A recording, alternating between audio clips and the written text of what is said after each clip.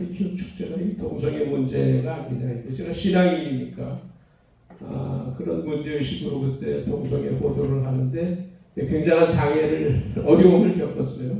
이제 KBS에서 동성애 문제를 키워 축제를 계기로 해서 진지하게 좀 다뤄야 되는 거 아니냐. 그래서 또 공론장에 올려야 되는 거 아니냐 했는데 그래서 사장님 회의에서 그걸 제안했는데 이제 기자도 하지만 PD도 해야 되니까 근데 반응이 썰렁했어요. 그 동성애 문제 잘못 다루면은 별로 안 좋다 이런 걸 막연히는 안 하죠. 그래서 뉴스는 제가 책임을 지니까 본부장이 아침에 이제 국장을 한 15명 회의할 때 편집 회의할 때 이 문제를 제기했더니 역시 썰렁해요.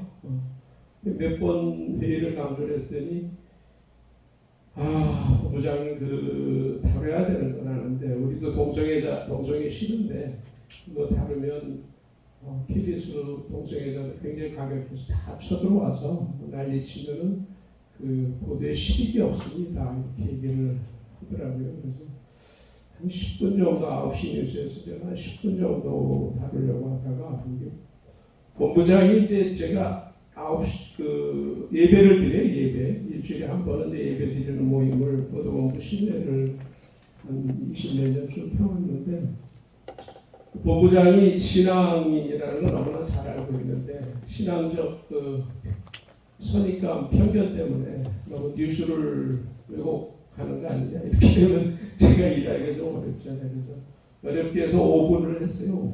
5분을 해서 냈는데 그 정도도 그게 일반 언론에서 처음 다뤘다라는 사후 평가가 나와서 그때 제가 동성애 문제가 얼마나 심각한가 그때 그 인연이 계기가 돼서 퇴직하고 나서 이제 자유로워지니까 차별금지법 반대하는 시민운동에 이제 참여하게 됐고 그래서 이제 여기까지 왔습니다.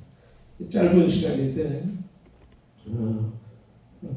핵심만 간단히 요약해서 말씀드리겠습니다. 현재 언론 지원이 우리가 하고 있는 일이 굉장히 우호적이지 않다. 심지어 냉담하다 이렇게 얘기할 수 있을 정도 아닙니까?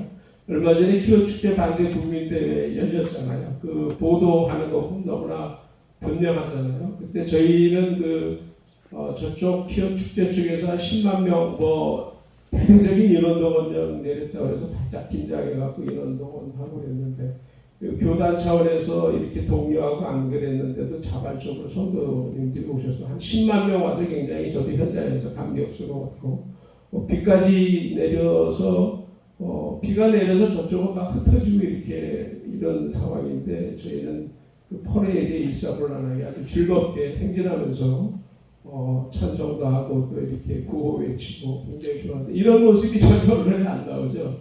10만 명 참석한 거는 키워축제 매년 열리는데 굉장히 대단한 거잖아요. 그런 의미가 전혀 안 되죠. 그날도 역시 주요 방송 뉴스들은 키워축제는 아름답고 인권축제고 문화 휴머니스트들 모인 축제고 이런 모습 또한 부각됐고 이 반대 국민대회는 보면은 보수 구구라는 뉘앙스를 풍기죠. 과격할 수 있다라는 뉘앙스를 풍겨서 경찰이 이 가림막 치고 이런 것만 강조하고 뉴스 내용도 그런데 결정적으로 제가 화가 난 거는 숫자 보도죠. 숫자 보도는 경찰 12,000대 15,000으로 보도를 했어요. 12,000은 저쪽은 10,000명도 안 돼 보이는 12,000이라고 그랬고 우리는 10만 명인데 15,000명이라고 했고 근데 이게 경찰 보도를 하는데도 화가 났죠. 정권이 바뀌었는데도 그렇게 현장의 그 상황을 정확히 보고 안 하고 왜곡되어 있는 게 경찰에 무슨 문제가 있는 거 아닌가 이런 생각이 좀 들었는데 어쨌든 그런 보도를 보고 제가 후배하고 그걸 통화하다가 좀 항의하고 그러면서 조금 얼굴 붉히기도 했는데 원래 인원 보도를 하려면 인원은 항상 문제가 되잖아요. 그러니까 경찰 주사는 얼마, 주최 측 주사는 얼마 이렇게 보도해야 정확한 거고 인원이 논란이 되면 그 당시는 주최 측 하면은 키워 축제 측도 있고 키워 반대 측 국민대회 측도 있고 주체가 독일이고 이렇게 해서 인원 경찰 수사는 얼마인지 이렇게 보도를 해야 이제 정확한 보도인데 MBC 보도 같은 경우는 좀 악의적인 그 느낌이 드는 게 뭉뚱그려서 그날 13만 5천 명 참석을 했는데 주최 측이 추산으로 13만 5천이다 이렇게 주최 측 하니까 퀴어 축제 퀴어 축제 참가자 13만 5천을 이렇게 약간 오인하게 만드는 그런 보도를 하는 거. 또 언론 지형이 이렇게 안 좋은 거죠. 그래서 언론 지형이 우리가 평소 느끼는 게 우리가 아무리 열심히 해도 그거는 종교계의 문제다 이렇게 해서 일반 언론이 관심을 안 가져주는 이런 구조적인 문제가 있고 그래서 여론조사만 해도 굉장히 왜곡됐잖아요. 정성에 넣고 설문조사하면 차별금지법 반대가 훨씬 나는데 그런 거는 보도 안 하지 않습니까? 저쪽에서 이제 국가인권위원회 주문 받아서 조사하는 이런 것들은 뭐 당연히 차별과 혐오에만 초점을 맞추니까 다수가 지지하는 걸로 나올 수도 있고 그런 보도는 열심히 하는데 전혀 안 하죠. 그것뿐입니까? 우리가 너무나 잘 알고 이거 보도 준칙에 따라서 이 동성애 문제는 사실은 일반 언론에서 그 실상만 정확히 보도하면 전혀 우리가 이렇게 모일 필요도 없다고 생각을 해요.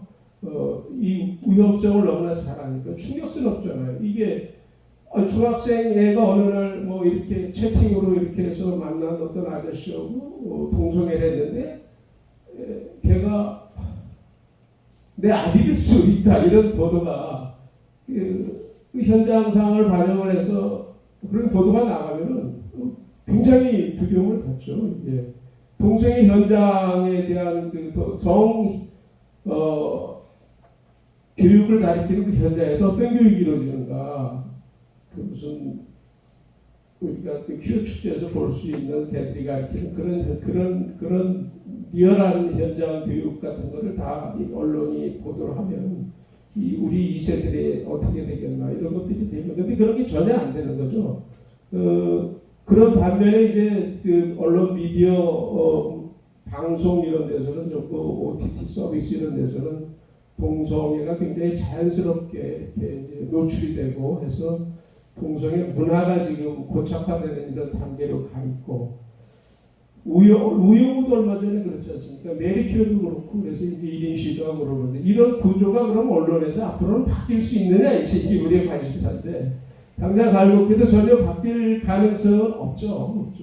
오히려 이제 아까 조급하다고 말씀을 했는데 저쪽에서 이제 얼마 남아서 이렇게 확 통과시키자 해서 드라이브 걸면은 요번에도 그랬죠. 각 뉴스 주요 공영방송에서 굉장히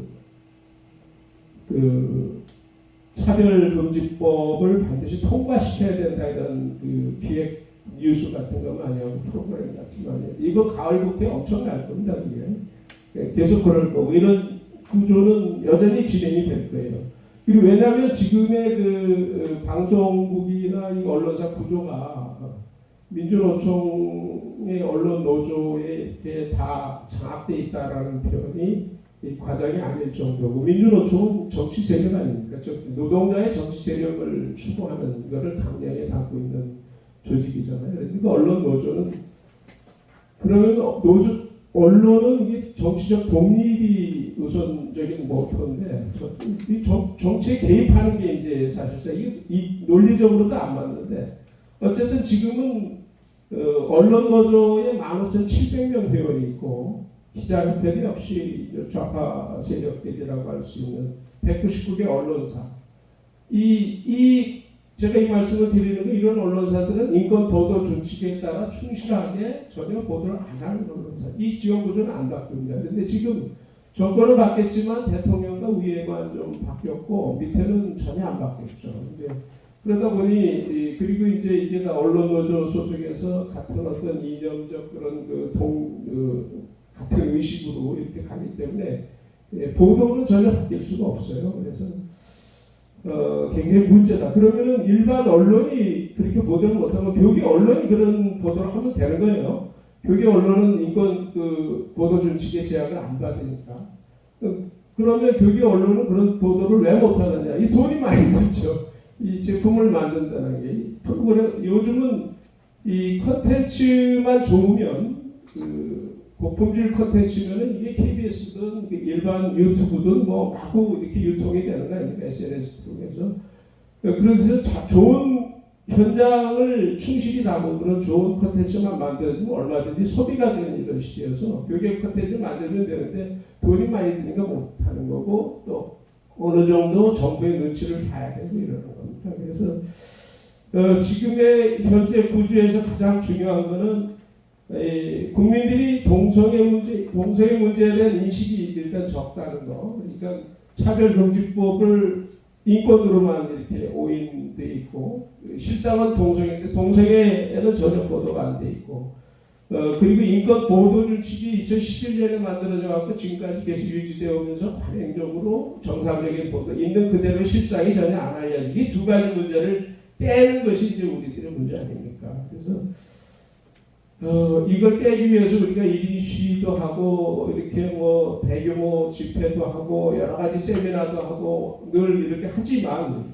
정작 이런 거를 충실하게 우리의 관점에서 보도해 줄 수 있는 이런 콘텐츠가 나와야 된다는 거죠. 그래서 일반 언론은 안 해주고 일반 언론이 해주는 문제가 없는데 일반 언론은 안 하고 그럼 교계 언론은 능력이 못 미치고 그러는 대안이 결국 우리가 할 수밖에 없는 거 아닙니까? 우리가 할 수. 돈이 많이 들어간다는데 돈이 많이 들어가는데 요즘은 시대적인 추세 1인 미디어 시대 아닙니까? 1인 미디어 시대니까 방송국에서 그 1분짜리 2분짜리 뉴스 하나 만드는데도 팀이 이제 운전기사가 나가야 되고 카메라 기자가 나가야 되고 보조가 카메라 오디오맨 나가야 되고 기자가 나가 4명이 한 테만이니까 갖고 들어오면은 또 영상 편집하는 또 요원이 따로 있으니까 5명이 투입이 돼요. 근데 요즘 한 사람이 1인 미디어 시대니까 한 사람이 나가서 찍고 요 핸드폰 하나 갖고 찍어서 편집도 하고 자막도 넣고 뭐 얼마든지 할 수 있죠. 그렇게 해서 제품을 만들고 이미 외국의 일부 방송에서는 이거 아주 핸드폰 갖고만 운영하는 그런 데도 있어요. 그러니까 이런 미디어 기관 하나 만들면은 간단하다. 그래서 결국 우리가 자력갱생하는 방법밖에 없지 않느냐. 그러면 교계에서 어떤 우리 동반교련을 포함해서 동반연 전체 교계에서의 어떤 의지가 모아지면 그런 팀 하나 만드는 거는 이게 큰 비용이 안 된다. 일반 방송국에서 그런 콘텐츠를 만들어내는 거에 10분의 1 비용을 만들 수 있을 겁니다. 그런 비용 만드는 거 우리가 행사 한 번 치르면은 몇 억씩 들잖아요. 광고 한 번 8대1까지 광고하려고 그러면 한 10억 정도 안 드나요? 그거 몇 억 들어서 그런 특공대 팀 같은 요즘 또 젊은이들 미디어 선교한다고 해서 언론 미디어 이런 거 막 강조해서 많이 훈련된 젊은이들이 많아요. 그 젊은이들이 어디 일자리 찾기도 참 마땅치 않고 그러는데 이런 젊은이들 가운데 정말 사명감이 투철하고 신앙이 투철한 젊은이들 몇 명 짜서 팀을 하나 만들어주고 지원해주면 얼마든지 가능해요. 그래서 거기서 콘텐츠가 뛰어난 콘텐츠가 그 젊은이들이 이게 동성애 문제가 영국에 이렇게 망가졌다는데 어떻게 망가져? 현장 가서 취재하는 겁니다. 현장 가서 취재하고 우리 지금 뭐 청소년들 에이즈 급증하고 뭐 이런 동성애 때문에 그렇게 하는데 그 현장은 어떤 현장 가는 게 현장. 제일 좋은 콘텐츠는 현장을 그대로 보여주는 콘텐츠가 제일 좋은 겁니다. 그리고 이 세상에 이게 이 동성애를 추진하는 이런 세력의 흐름, 전 세계적인 이 좌파적인 신좌파적인 흐름의 뿌리가 어떤지 이런 거 고품격 다큐도 만들고 그러면 유튜브를 통해서 예를 들어 지금 하는 차바 같은 데서 튼다든지 하여튼 우리끼리 유통 여기 콘텐츠에다 독점적 수익을 주장하지 않고 CTS든 CGN이든 하여튼 틀리는 데는 다 보도하는 데는 다 소비하도록 이렇게 오픈해주면 확 달라집니다. 근데 그런 거에 대한 좀 진지한 논의가 있어야 되는 거 아닌가. 그 하나 제안을 드리고 싶고 두 번째는 이제 인권보도 준칙입니다. 인권보도 준칙은 2011년도에 만들어졌고 기자들이 잘 모르는 상태에서 차별금지법 드라이브가 걸리면서 인권보도 준칙에 대한 인식이 지금 생겼어요. 어느 정도는. 그러니까 이 시점에서 인권보도 준칙이 왜 필요한가라는 그 그랜드 세미나를 하나 해보는 겁니다. 이게 인권보도 준칙은 국가인권, 이 지금 2대 주적이, 우리가 2대 주적이라고 할 수 있는 국가인권위원회하고 기자회예요. 인권보도 준칙. 이걸 만들어낸 대한 주축을 직간접으로 공격할 수 있는 인권보도 준칙입니다. 그리고 이 문제는 언론인들의 언론인들을 빼어내는 작업입니다. 언론인들이 알 권리를 포기하는 게 말이 되느냐. 동성애로 사건이 나서 동성애 사건으로 토막살인 사건이 나는데 동성애 용어를 기사에 못 쓰는 이런 말도 안 되는 현실에 대한 부끄러움을 줘야죠. 부끄러움을.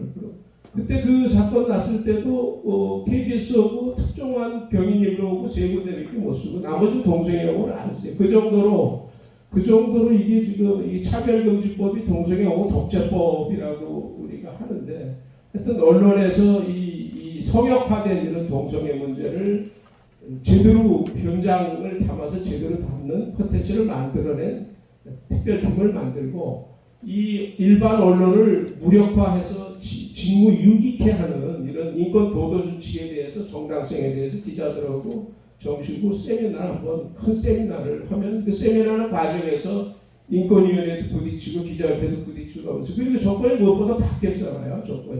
정권이 바뀌었는데 정권 바뀐 정권에서 이것이 당연히 인권 보도 준칙이 개정이 돼야 된다, 이런 필요성을 제기하면서 일종의 이제 노이즈 마케팅도 걸어오는 거죠. 그래서 인권 보도 준칙 그랜드 세미나와 이 동성애 문제를 현장 취재할 수 있는 특별 취재팀을 하나 구성을 해서 해주면 이게 앞으로 제3지대 언론으로까지 성장할 수 있습니다. 진정한 권력과 자본에서 독립된, 정치를 잘못된 정치를 항상 비판할 수 있는 이런 언론. 사실 그걸 KBS 보고 하라고 KBS가 수십 년 받는 건데, KBS가 역시 정권의 향방에 따라서 왔다 갔다 이렇게 시원찮으니, 이거는 신앙이 있어서 하나님만 바라보고 공의를 실현하는 그 제3지대 언론기관 하나를 만들 수 있는 비전이 되기도 하고, 그래서 그러면은 우리 자라나는 청년들 지금 청년들이 일자리도 되고 청년들의 비전 제공도 하고, 그 청년들의 이런 언론에 대한 언론을 아카데미를 하나 만들어서 계속해서 키워내는, 그러면 지금의 그 영적 전쟁이 이렇게 무기 균형이 이렇게 일방적으로 딸리지 않지 않겠느냐, 이런 말씀을 좀 드립니다. 예, 마칩니다.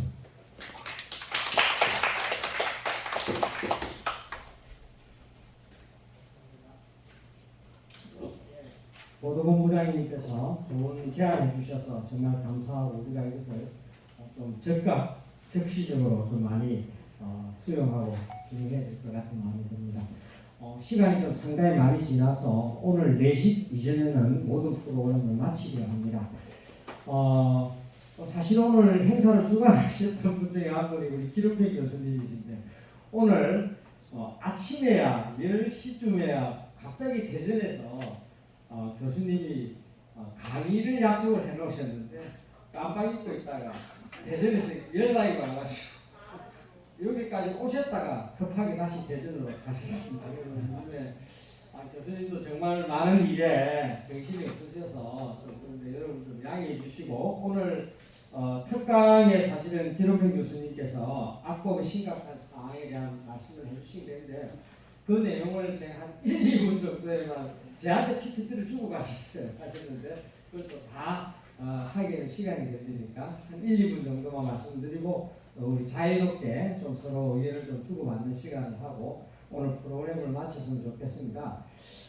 지금 지난 봄에 저희들이 좀 상당히 좀 충격으로 많이 받았던 것 중에 하나가 차별금지법 제정연대 하는 그 연대에서는 작년 10월 달부터 약 한 달 정도 동안 부산에서 국회까지 하루에 20km씩 걸어서 약 25일 동안 걸어서 차별금지법을 제정하라 하면서 걸어왔습니다. 지역마다 다 걸어왔고요. 그 다음 올해 4월 달부터 시작을 해서 5월 중순까지 약 한 여러 명이 했는데, 맨 마지막까지 남은 사람이 미루라고 하는 사람이 단식을 46일을 마지막까지 하고 이제 병원에 실려갔습니다. 그래서 이제 사실은 뭐 그거를 지렛대해서 더불어민주당 안에서는 지금 국회 정문에서 사람이 죽어나가고 있다라고 하면서 차별금지법 제정을 엄청 압박하고 박지현 더불어민주당 대책본부장이었죠. 그분이 또 막 그렇게 하고 해서 상당히 저희들이 많이 긴장을 했습니다. 그리고 뭐 대통령 취임식 할 때도 앞에 계속 연자로 그렇게 하고 했습니다. 결론적으로는 차별금지법을 제정하려고 하는 사람들 진짜 죽기 살기로 차별금지법을 제정해야 된다라고 열심히 지금 하고 있는 부분인데 저희들도 부분에서 정말 우리 많은 성도님께서 서울 경기촌에 있으신 분이라든지 그 다음에 대전이라든지 광주 경남도에서라든지 이런 곳곳에서 진짜 몇만 명씩 아까 우리 보도본부장님께서 말씀하신 것처럼 그런 많은 그 반대 집회가 있었음에도 불구하고 보도가 안 나오는 그런 안타까움이 있습니다만은 그렇게 열심히들 하고 있습니다.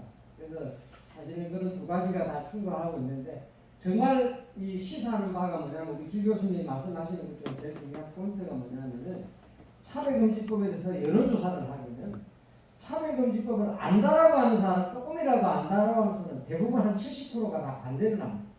차별금지법을 모른다고 하는 사람들 중에 많이 비중이 찬성한다라고 하지만 차별금지법에 대한 여론조사를 계속하면서 여론 설문조사를 진행하면서 마지막에 다시 질문했을 때 그 찬성했던 사람들 또 잘 모르겠다고 하는 사람들이 대거 차별금지법을 반대하는 그런 게 저희들이 설문조사 통해서 확인이 되었습니다. 그래서 저희들이 하는 게 제목만 알면 차별금지법을 찬성하지만 내용을 알면 차별금지법을 반대할 수밖에 없다 하는 게 차별금지법의 중요한 특징인 것 같습니다. 우리 지금 보도본부장이 말씀하신 것처럼 우리가 어떻게 하면은 국민들에게 이 차별금지법의 문제를 잘 효과적으로 홍보하느냐에 따라서 우리가 상당히 이 차별금지법에 대한 부분들이 이번 국회 21대에만 끝날 게 아니라 21대 잘 나가도 계속 진행될 가능성이 많기 때문에 우리가 이게 주어진 숙제라고 생각합니다.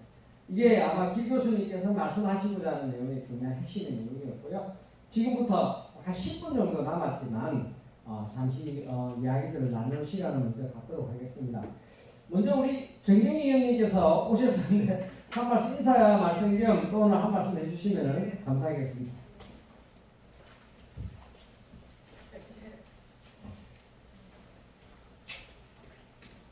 네, 안녕하십니까. 이번에 이제 국회 여가위에 간사를 맡게 된 정경입니다. 제가 지난 국회 전반기에서는요 교육위만 맡았었는데 이제 그때는 자신이 없어서 여가위를 경인 상임이라서 두 개를 할 자신이 없어서 일단 교육위만 했고요. 이번에 이제 여가위를 신청해서 간사가 됐는데 참 어깨가 무겁습니다. 그래서 이제 일단 본론으로 들어갔어요. 시간이 없으니까. 제가 지난 2년 동안 지켜본 바로는 지금 아까 여러분들께서 지적을 하셨지만 올해서부터 이제 내년까지 1년 9이라고 말씀하셨는데 실제로 그렇습니다. 근데 이제 작년에 보면은 차별금지법이 통과될 뻔한 여러 가지 위기가 있었어요. 그래서 작년 여름에 국가교육위법이 우리 저희 교육위에서는 그게 통과됐거든요. 그래서 뭐 안건조정위원회 해갖고 지난번에 검수안박법 통과시킬 때뭐 민영배 의원 위장 탈당해가지고 무슨 3대3인데 그 안건조정위원회를 4대2로 구성해서 하는 무슨 이런 편법을 써서 했잖아요. 근데 그런 식으로 국가교육위원회법하고 똑같이 차별금지법 같은 것도 통과시키려고 했어요. 그러니까 이제 일단 그 법을 수호위에 상정해서 심의를 하려고 했는데 제가 그때 느꼈던 거는 놀랍게도 여기 계신 여러분들이 하셨겠지만 문자 폭탄이 국회의원들한테 쏟아지더라고요. 그랬더니 그게 이제 심의가 안 됐어요. 그래서 제가 그래서 이제 국가교육법은 통과됐는데 이 차별금지법은 이제 통과가 안 됐다는 말씀이죠. 그래서 제가 그 문자 폭탄이 굉장히 의미가 있다라는 걸 느껴요. 그러니까 지금 국회가 이제 185대 115 아닙니까? 저희가 103석이어서 대형 저지선이 무너지는 줄 알고 전전긍긍 하다가 지금 이제 12손 들어서 115석이에요. 그런데 국회에서는 이 국회의 숫자라는 건 완전히 그 숫자 노름입니다. 정치는. 지금 이 21대 국회는요. 2024년 5월 30일에 끝날 때까지 저희는 아무것도 할 수가 없어요. 이게 구조적으로 이제 그렇게 된 거예요. 그러니까 믿으시면 안 되고 저쪽이 마음만 먹으면 얼마든지 통과시킬 수 있는데 그 마음을 못 먹게 우선 저지를 하려면은 민주당 의원들한테 문자 폭탄을 보내야 돼요. 왜냐하면은 그 사람들이 모든 지역구 의원님들한테는 그 지역구에 교회가 다 있잖아요. 그래서 교회가 굉장히 중요한 구성 요소인데 그쪽에서 반대를 하면은 다음번 이제 당선이 어렵잖아요. 특히 이제 하반기 국회이기 때문에 의원들이 굉장히 더 신경을 많이 씁니다. 자기 다음번 공천이 얼마 안 남았어요. 한 1년 남짓하면 이제 공천 여부가 왔다 갔다 하기 때문에 그래서 그 문자 폭탄 효과가 있다는 말씀드리고 그다음에 이제 국회의원들이 차별금지법이 얼마나 나쁜 건지 뭐 이런 걸 몰라요. 국회의원도. 그러니까 국회의원이라고 해서 그걸 안다고 생각하시면 굉장히 오해입니다. 300명 중에 그 내용을 알고 이게 동성애가 포함되어 있고 동성결혼을 합법화하려는 거다라는 거를 모르는 사람들이 대부분이에요. 근데 제가 이제 국회에서 느낀 게 뭐냐면은 뭐 국회 앞에서 단식을 하고 뭐 이런 거는 별로 효과가 없고요. 국회의원들이 드나드는 차가 드나들잖아요. 그 차가 드나드는 문 앞에서 눈이 오나 비가 오나 1인 시위를 하시는 분들이 계셨어요. 근데 그 여러 가지 피켓이 있었는데 그 피켓 중에서도 제가 제일 영향력이 있다고 보는 건 뭐냐면 남자 며느리 여자 사위 보실 겁니다. 그게 아니 왜냐면은 한국 사람은 굉장히 단순해요. 이게 뭐 복잡하게 차별금지법이 나쁘다 뭐 이런 거 얘기해봤자 이렇게 길게 세미나하고 그런 거 별로 의미 없습니다. 아주 심플하게 카드뉴스 한 장, 요새는 왜 한 장짜리 카드뉴스가 중요하잖아요. 여러 구호 중에서 저는 그 구호가 제일 좋았다고 생각해요. 그래야 사람들이 차별금지법이 뭔지 느껴요. 그러니까 그 두 가지 이렇게 계속해서 하시는 게 좋고요. 그 다음에 이제 아까 우리 김인영 대표님께서도 뭐 여러 가지 여론 이제 환기시키는 거 뭐 이런 거 말씀하셨는데 저는 제가 이제 그 실질적으로 여론을 환기시키는 방법이 이제 우리 국민들께서 굉장히 감성적인 측면이 많은 국민이에요. 전 세계에 다른 어떤 나라 사람들보다 감성적입니다. 그래서 그 감성에 호소해야지 이렇게 이론으로 설명하려면은 이거 뭐 세미나 토론회 이런 식으로 해갖고 언제 그 사람들 다 설득시킵니까? 그래서 이제 감성적으로 호소를 해야 되는데 어떻게 호소를 해야 되냐면 이게 좋은 일이다 이렇게 하는 것보다도요 이 법이 통과돼갖고 당신한테 직접 어떤 해가 가느냐 이거를 설명을 해야 돼요. 그래서 제가 그 조국 사태 때도 느꼈는데 뭐 조국이 뭐 펀드를 하고 뭐 어쩌고저쩌고 한국 사람 아무도 관심이 없어요. 그 펀드가 뭔지도 몰라요. 그 부부가. 그런데 입시 얘기가 나오니까 시험 하나도 안 보고 대학 의전으로 들어갔다 하니까 이게 입시 얘기가 나오면서 사람들이 분위기가 완전히 달라지거든요. 그러니까 이게 나한테 와서 닿아져야 돼요. 문재인 정권에 대해서 우리가 얼마나 비판 많이 했습니까? 근데 끔찍도 안 하다가요. 집값이 올라가니까 내가 살기가 힘들어지니까 반응을 해요. 그러니까 이제 이것도 어떻게 해야 되냐면요. 제가 볼 때는 우선 동성결혼 이 합법화하는 게 동성애를 허용하게 될 때 어떻게 되느냐 이거를 이제 집중적으로 그 해악을 설명을 해야 됩니다. 그러니까 예를 들면은 쉽게 하나의 예를 들면은 아들 군대 보내면 소폭행당하 동성애 허용되면 소폭행당하도 고소할 일이 없다.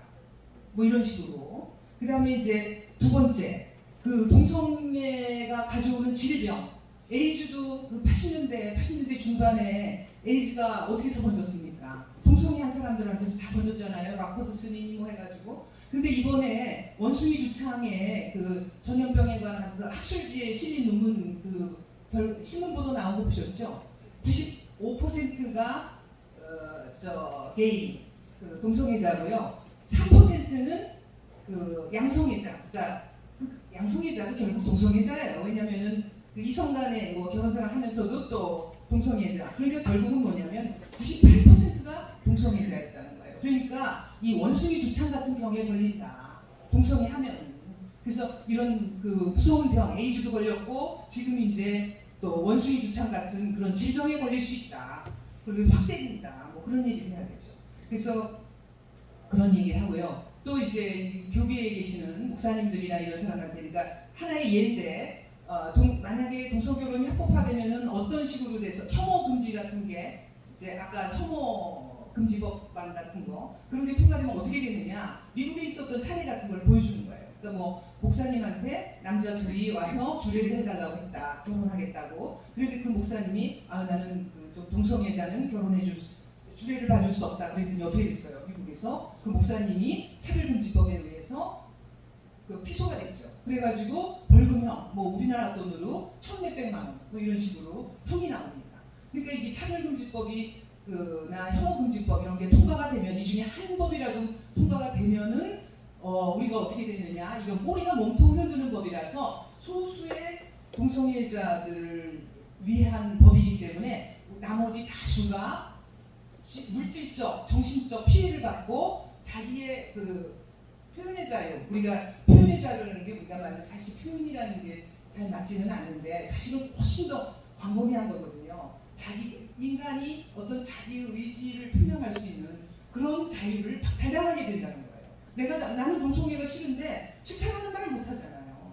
그러니까 이게 소수의 그러니까 제가 말씀드린 것이 뭐냐면 소수의 그 권리를 위해서 다수가 희생되는 꼬리가 몸통을 흔드는 법이다라는 거 이런 거를 이제 널리 알려야 되는 거죠. 그리고 그 법이 통과됐을 경우에 이 대부분의 사람들이 당할 여러 가지 입을 무슨 물리적 뭐 정신적 뭐 여러 가지 실질적으로 무슨 범죄자가 될 수 있다. 우리가 거꾸로 뭐 이런 거를 알리는 게 굉장히 중요하다고 봅니다.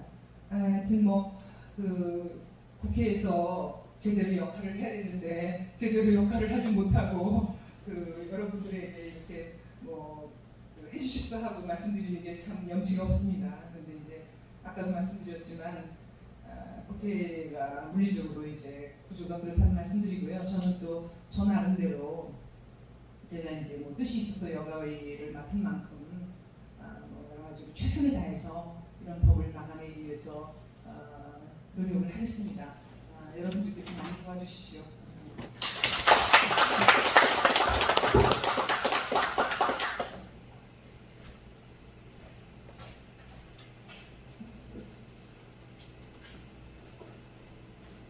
예, 아주 너무 현실적이고 좋은 아이디어를 제안해 주셔서 너무 감사합니다.